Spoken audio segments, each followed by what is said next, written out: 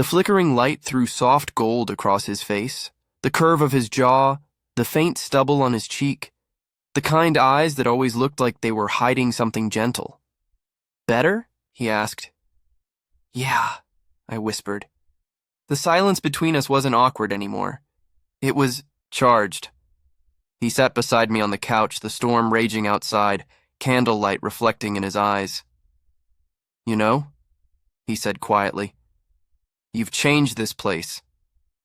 I blinked. "Me?" he nodded. "Yeah. Before you started helping out, it felt like the building was falling apart, like no one cared anymore. But you brought life back into it. Into me too, maybe." I didn't know what to say. My throat tightened, my chest warm and tight all at once. "Adrian," I began, but the words fell apart. He smiled faintly. "It's okay. You don't have to say anything." The candle flickered, and for a moment the air between us felt electric. His hand brushed mine, not by accident this time. Just a slow, deliberate touch that sent every nerve in my arm alive. I looked at him, the soft light catching the smallest smile on his lips. But before anything else could happen, the light snapped back on. We both froze. Then, as if by unspoken agreement, we laughed, quiet, a little embarrassed, but warm. "Looks like the storm's giving us mercy," he said. "Yeah," I whispered, "mercy." But part of me wasn't sure I wanted it to end. The next morning, the storm was gone. The city sparkled clean, washed of dust and noise. Adrian made breakfast. Toast, eggs, coffee again, and insisted I eat before heading back to my apartment. "You sure you don't mind me crashing here last night?" I asked. He smiled. "No one's crashed here in a long time." "It was nice," I smiled back. "Yeah, it was." As I gathered my things, he said quietly, "You can still work with me if you want. Not because of rent, because I like having you around." That hit harder than I expected. I met his eyes, unsure what to say, so I just nodded. I'd like that too. Days turned into weeks. We fell into a rhythm, fixing, painting, laughing. But underneath it all, there was this quiet current neither of us mentioned. A closeness that felt like standing on the edge of something you both wanted and feared at once. One evening, as we finished repainting the front stairwell, Adrian asked if I wanted to get dinner. "You've been living on takeout and coffee," he said. "Let me feed you something that doesn't come in a box." I smiled. Deal. We ended up at a small Italian place near the park. Dim lights, soft music, the kind of place that felt accidentally romantic. He ordered pasta and wine.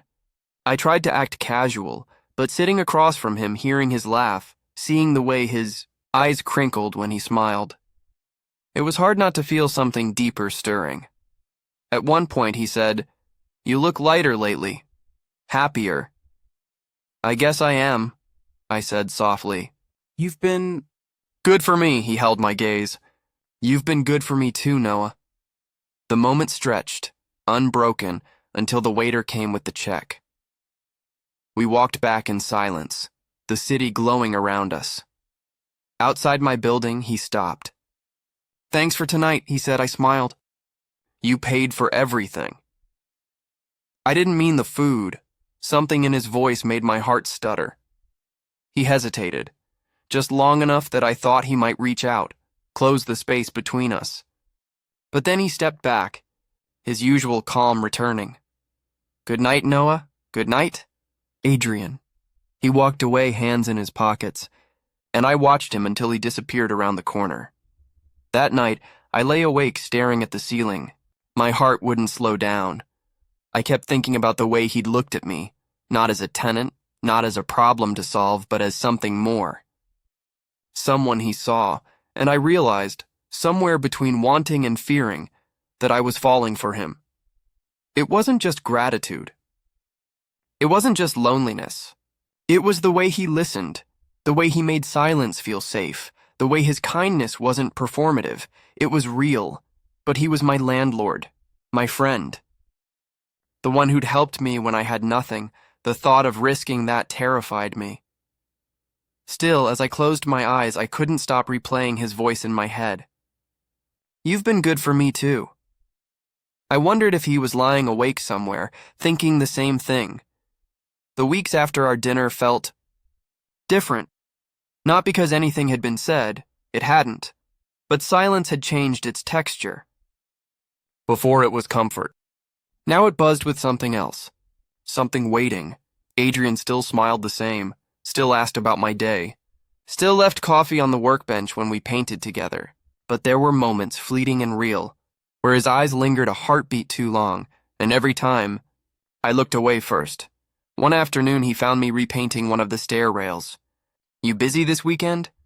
I shrugged. "Not unless you've got another leaky pipe somewhere," he laughed. "Actually, I'm heading to one of the rental houses I'm fixing up outside the city. The contractor canceled last minute and I could use an extra set of hands." "Outside the city?" He nodded. "It's about an hour away." "Just for the weekend," I hesitated. Being alone with him for 2 days felt dangerous. Not in a physical way, but in the kind of way that stirs up feelings you can't control. But he must have read my silence because he added softly, "You'll get paid, obviously, and you could use a change of scenery." I smiled. "When do we leave?" Saturday morning, the air smelled like spring, wet soil, sun-warmed concrete, something new beginning. Adrian's truck was already packed with tools and paint when I came down. He handed me coffee through the window. "Morning, partner." "Partner?" I teased, in crime. "Or in renovations. Depends how the day goes." We drove out of the city in easy quiet, music humming low from the radio. The skyline faded into open fields, the kind of soft green that looked unreal after months of concrete. After a while, he asked, "When was the last time you got out of town?" I thought about it. "Before the pandemic, probably. My ex hated road trips." "Your ex?"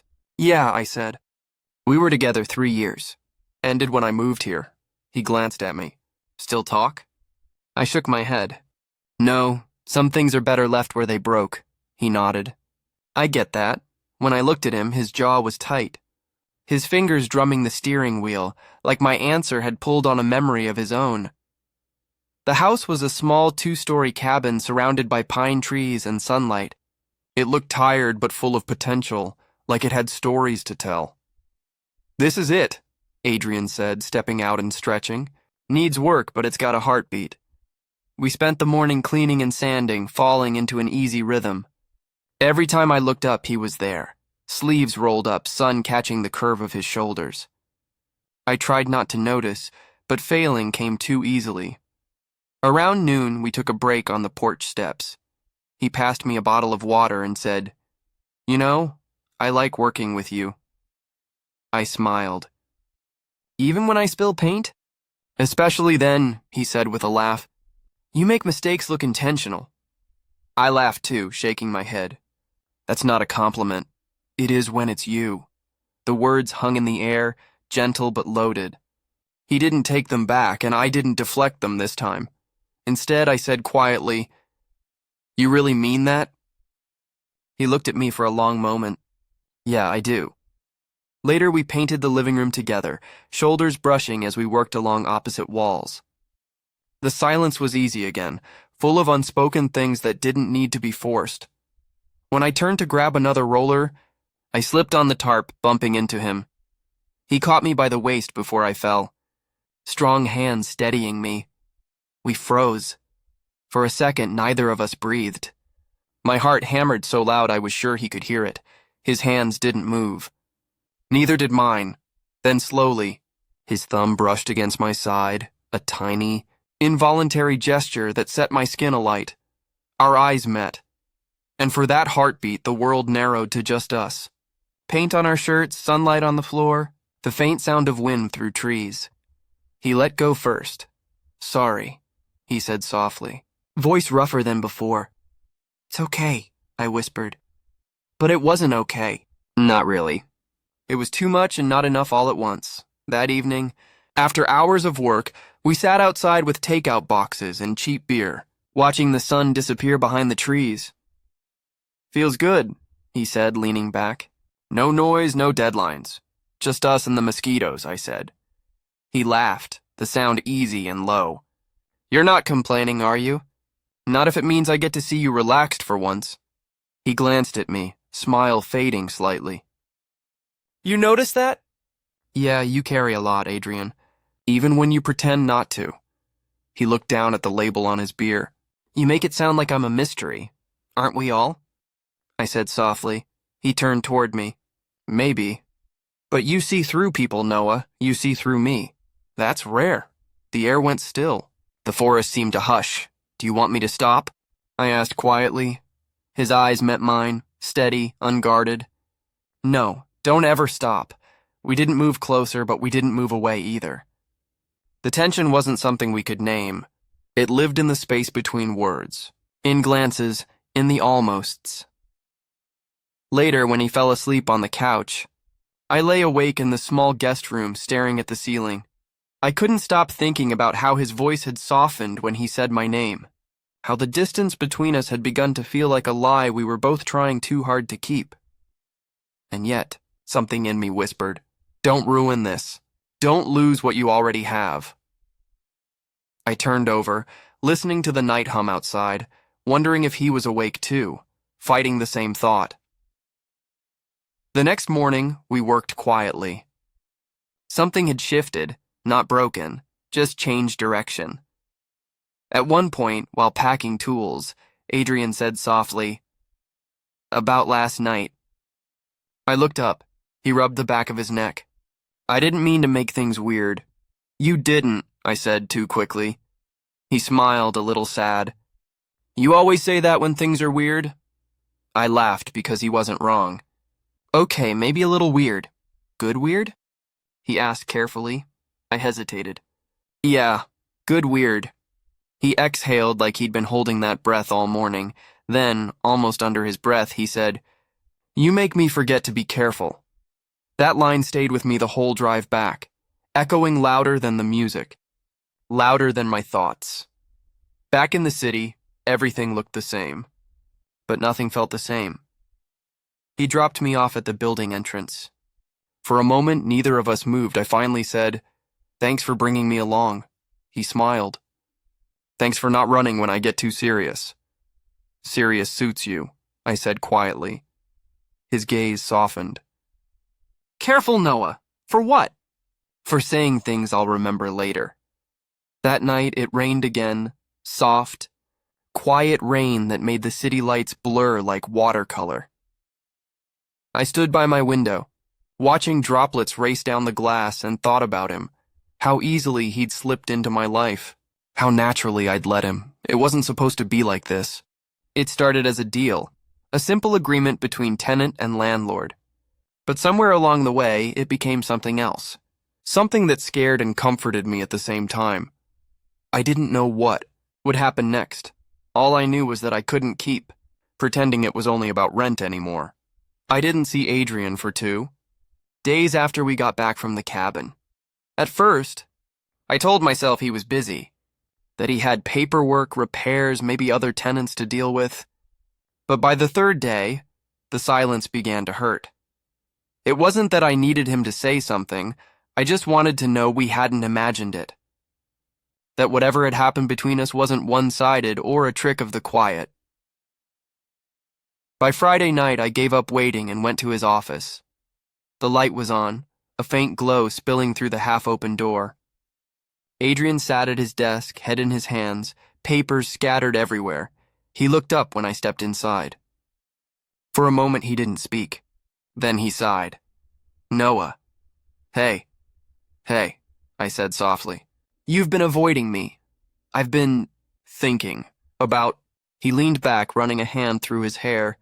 Us, the weekend, everything. My chest tightened. And he hesitated. You're my tenant, Noah. I cut in. Don't do that. Don't hide behind the rules. We both know something's changed. He looked at me then, really looked, like he was searching for a reason not to agree. I don't want to hurt you, he said quietly. You're not. He shook his head. You say that now, but if people start talking, if things get complicated, things are already complicated, Adrian. The room went silent except for the ticking clock on the wall. Finally, I said, Tell me you don't feel it too, and I'll walk away. He didn't answer. That silence was louder than any confession. I turned toward the door. That's what I thought. But before I reached it, his voice broke the air. Noah, wait. I froze. He stood, taking a slow breath. You're right, I feel it. Every time you walk in, every time you laugh, every time I tell myself to keep things simple and can't. He walked closer until the distance between us was only a breath. You make me want things I thought I'd given up on. My throat tightened. Then why are you trying so hard to push me away? Because caring about you means I can lose you. I looked up at him. You can't lose someone who wants to stay. For a long moment, neither of us moved. The air felt thick, trembling with everything we weren't saying. Then quietly, I said, I didn't make a deal to stay here for free, Adrian. I made a deal to survive. And somehow, you became the reason I want to. That broke something in him. The careful distance, the restraint. He closed the space between us and pulled me into his arms. It wasn't a kiss, not yet. Just an embrace that said more than words could. His breath was warm against my temple. His heart beat fast against mine. We stayed like that, holding on as if the world outside didn't matter. Later, we sat on the office floor, the weight of honesty making everything feel lighter. Adrian laughed softly. You always have a way of showing up when I least expect it. And you always have a way of pretending you're fine when you're not, I said. He smiled. Maybe that's why we work. Maybe. Silence again, but the kind that feels safe. Finally, he said, I've been alone a long time. I convinced myself it was easier that way. But when you walked in with that eviction notice, I think something in me woke up. I smiled faintly. That's the most romantic thing anyone's ever said about being broke. He laughed. A real laugh, the kind I hadn't heard in weeks. You always find humor where I find chaos. That's because you find beauty in the things I call broken. We looked at each other then, and it felt like the first real moment we'd both stopped running. The weeks that followed didn't suddenly become perfect. There were whispers in the building, people guessing, wondering, making small talk that carried too much meaning. But we learned to ignore it. We worked together openly now, side by side. Sometimes we'd share lunch in the courtyard or late coffee on the rooftop after everyone else was asleep. He still teased me about spilling paint. I still rolled my eyes and called him boss. But between those ordinary moments, something extraordinary had settled. Peace. I found myself smiling again.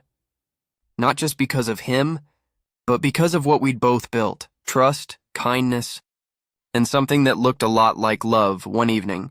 As the city glowed beneath us, Adrian handed me a folded envelope. What's this? Your rent receipt, I frowned.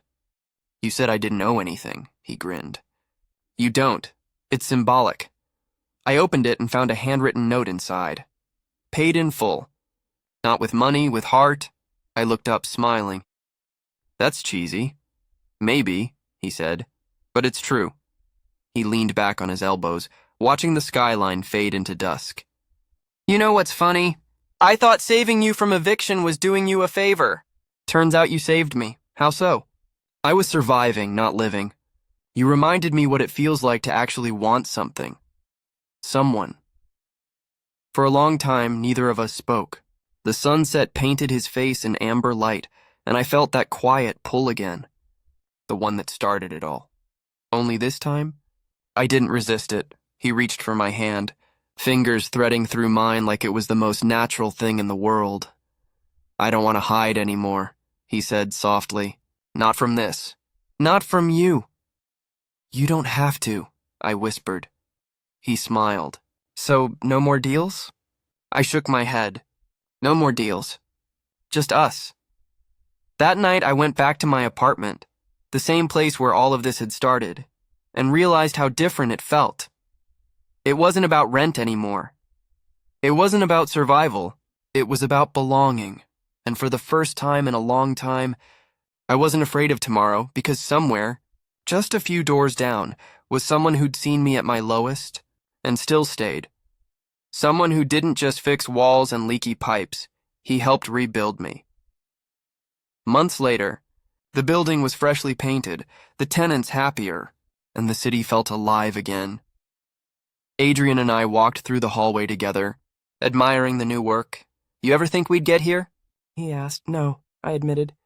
But I'm glad we did. He smiled, slipping his hand into mine as we passed the same door where this story began, the one that once held my eviction notice. I reached out and touched the wood, remembering the fear, the uncertainty, the beginning of everything. He asked softly, "What are you thinking?" That sometimes the things that break us, I said, are the same things that bring us where we're meant to be.